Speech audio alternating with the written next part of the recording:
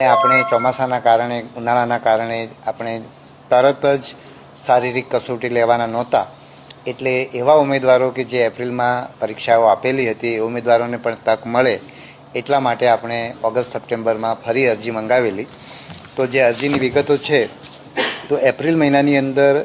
પીએસઆઈની કુલ 4,47,000 જેટલી અરજી આવી હતી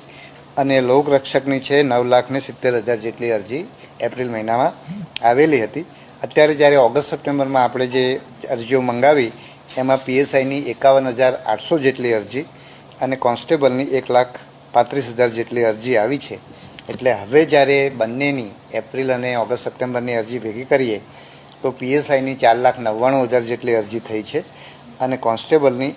11,05,000 જેટલી અરજી અત્યાર સુધી આપણને મળી છે અને ગઈકાલે અરજી કરવાની છેલ્લી તારીખ હતી. નવેમ્બર મહિનામાં આપણે એની શારીરિક કસોટી શરૂ કરીશું અને એ પૂરી થતાં સૌથી પહેલાં અમે પીએસઆઈની, કારણ કે પીએસઆઈની ઉમેદવારોની સંખ્યા ઓછી છે એટલે અને એમાં 2 પેપર્સ છે અને એમાં વર્ણનાત્મક પેપર પણ છે, એટલે એમાં પેપર તપાસવાનું ને પરિણામ જાહેર કરવામાં વધારે સમય લાગે એમ હોય, એટલે અમે પીએસઆઈના ઉમેદવારોની શારીરિક કસોટી પૂરી થાય એટલે તરત જ, એટલે મોટાભાગે ડિસેમ્બરના અંત સુધીમાં અમને એવું છે કે પીએસઆઈની પરીક્ષા અમે ડિસેમ્બરના અંત અથવા જાન્યુઆરીની શરૂઆતમાં કરી શકીશું.